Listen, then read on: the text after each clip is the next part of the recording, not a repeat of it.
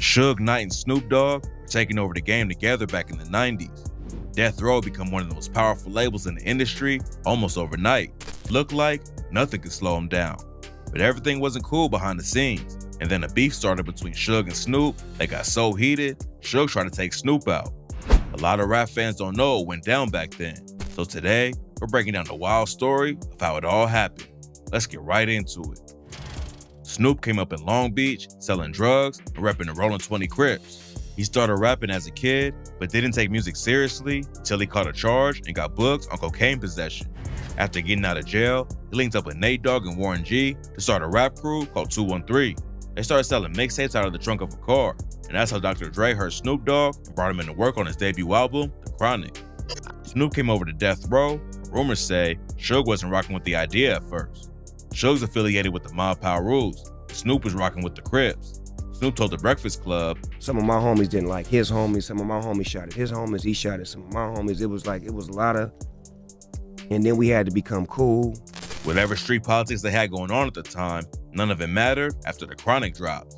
Dre already had momentum after being in NWA, but The Chronic launched him, Snoop, and Death Row to the next level. Snoop became one of the hottest rappers in the game out of nowhere, and Death Row wanted to get his album out as soon as possible to keep the momentum up. But while Snoop was finishing up the record, he got caught up in a murder case that almost ended his career before it ever really started. In August 1993, Snoop and his homies was chilling outside his apartment when a dude named Philip Merriam came through and started causing issues. People who saw it go down say Philip threatened Snoop with a gun and told him he was in his hood. Plus, he had allegedly already pointed a gun at Snoop's head during a music video shoot. When Philip and his crew drove off, Snoop and his homies got in his Jeep and chased him down. They found Philip at a local park, and the crew started yelling back and forth. That's when Philip reached for a strap, and Snoop's bodyguard killed him before he could let off a shot. Snoop and his bodyguard both got hit with murder charges, and Snoop spent the next 2 years fighting the case. Snoop had jumped off the porch at a young age, but the situation with Merriam had a massive impact on him. He told the LA Times, "The media is quick to point their finger when trouble strikes. I guess they think I'm macho and I don't care or something. But man, I'm someone who's trying to turn his life around, and it gets emotional." After he was finally acquitted of the murder charge, Snoop says it made him realize he didn't want to live the gangster life no more. He just had a son, his career was popping off, and he knew that he didn't have to stay in the streets and crash out anymore.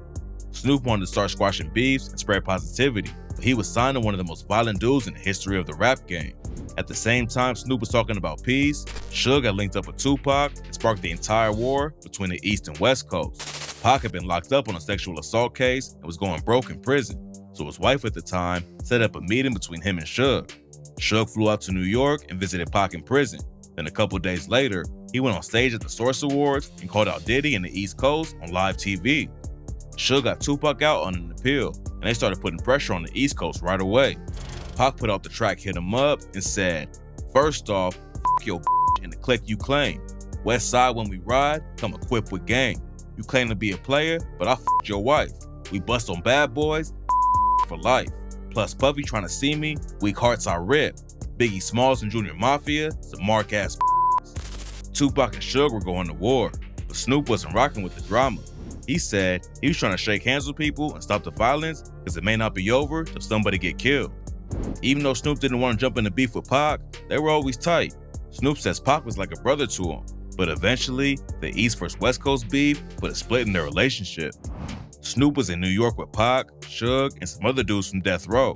He had just gone on Hot 97 with Angie Martinez, and she asked him how he felt about Diddy and Biggie. Instead of adding more fuel to the war, Snoop told her, "They my homeboys, I love them."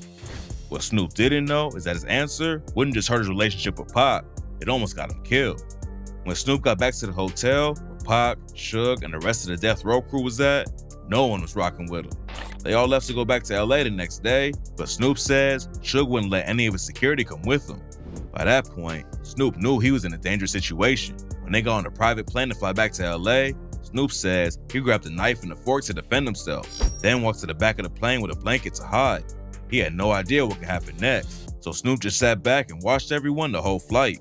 Snoop tried talking to Pac again when they touched down, but Pac just ignored him. Then, just a few days later, Pac was shot and killed in Vegas.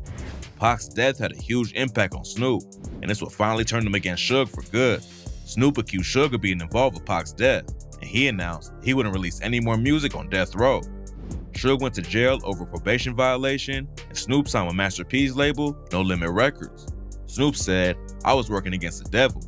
After he left Death Row, Suge allegedly put a bag on his head, and the situation was getting crazy. When Snoop went on The Breakfast Club in 2016, Envy said the danger was real. He said, No, it was serious for everybody out there. Like, Snoop had security guards. Like, to meet Snoop back in the day, and this might have been like 15 years ago, you had to. It was a vetting process. As like, it should You had to go be. through. Like, it was scary. Especially after Pac and Big just got It killed. was scary. Snoop wasn't backing down though. In 2002, he dropped the track Pimp Slap and said, "This like his wife. Suge Knight's a and that's on my life.